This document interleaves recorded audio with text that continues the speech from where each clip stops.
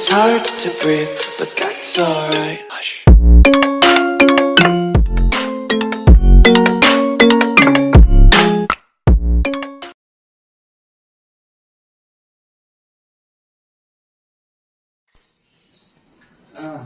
Ito ay yung dalang bata. Ayan, tagliran. Po. Ayaw mo niyan, ha? Ay, dumikit. Kahit ganun mo, ha? Kahit ganun mo, ha? Talaga kahit baliktad mo, ayaw kumapit, ha?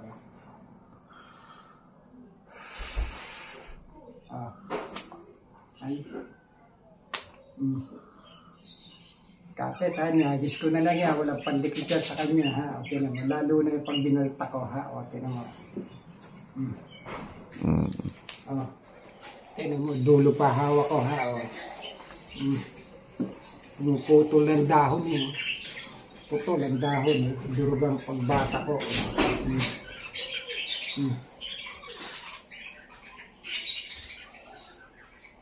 Ininda ng bata, tagliran. Sino sumuntok sa'yo to? Bunso kong anak, 2 years old. Patay ka. May piit na dali. Ano kasi yung kabeto, malaki katawan noon, malaki sa kanya. Bukod pa sa malaki, yung pinsan niyang nagbo-boxing, natuto. Patay ka. Kaya ang lakas manuntok. Mami niya nga nanonood ng... Hawakan mo ganito. Para maramdaman mo iniinda ng bata, ha? Ininda ng bata to, tagliran to, tsaka baraso. Baltakan ng baltakan, eh. Malaman mo lalagutok to.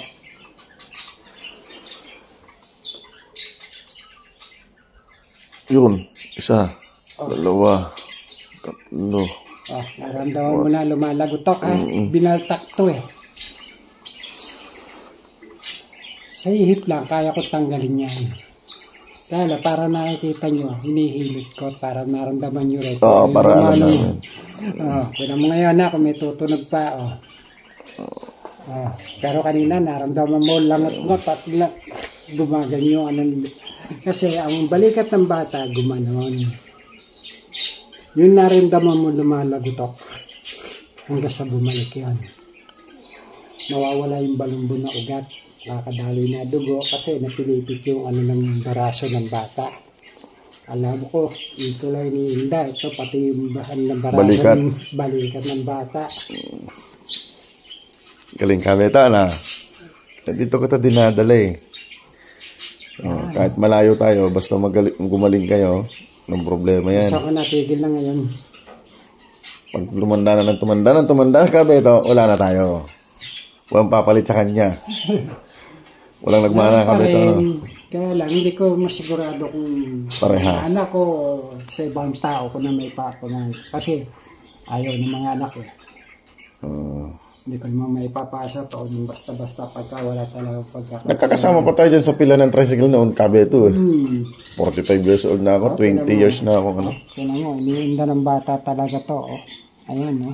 Kaya tumatagilid ang bata. Hindi ko binabaon na. Kasi konekta yan doon sa pagkakahiwalay ng paso-kasuan ng bata. Sa akin naman kabeto dito.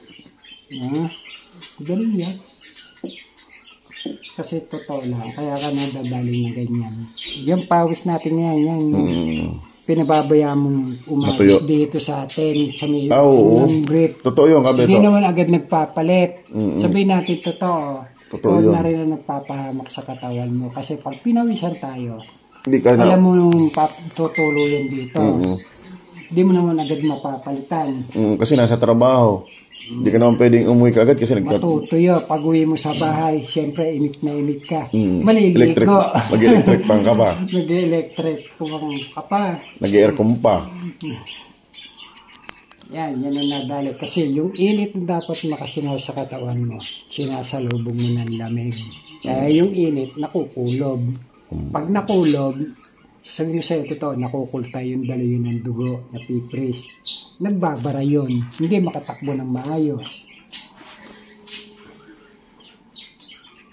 Yung wala akong kuko, pero nakikita mo yung ng bata, ha? Hindi ko naman kinakayod to, ha? Ayan, no? Para nakikita mo sa ilaw. Taga to. Sige, ayos. Ayos ka. Ayun oh, may ano, may pula-pula. Ayan, namumula oh. Oh. Hindi pa nga ginagalaw eh. Miiktad na eh.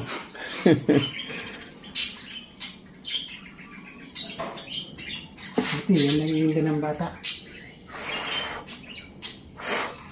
Ano, tuyo ako eh. Oh. Pusta. Grabe, lamig ng batang to. Opo, naka-aircon po kasi yan. Okay, hawakan mo kung gaano kalamig itong kinukuha ko sa kanya. Oh. Hindi ako dapat pawisan.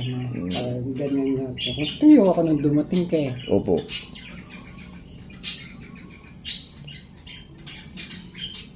Harap sa akin Si Mang Ingo, nandyan pa ba? Oo, nasa buhay niyang bahay na. Gumandang bahay na no? Eh, si mga Marunong yung mga anak eh, no?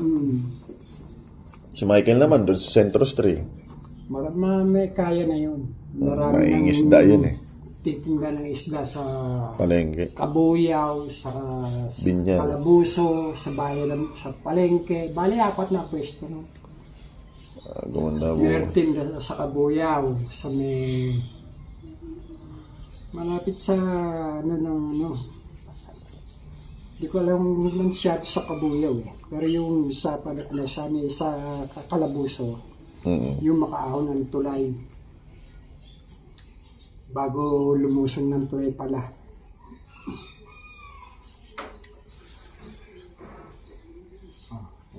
Maluwag na. Wow.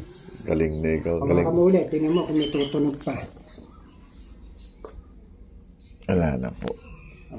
Maluwag na niya na igagalaw kasi nakagano na siya. Bumalik na. Saka tingnan mo, kahit ganyanin ko, hindi na siya umiktad. Galing na. Galing na? Galing niya si Lolo Beto eh.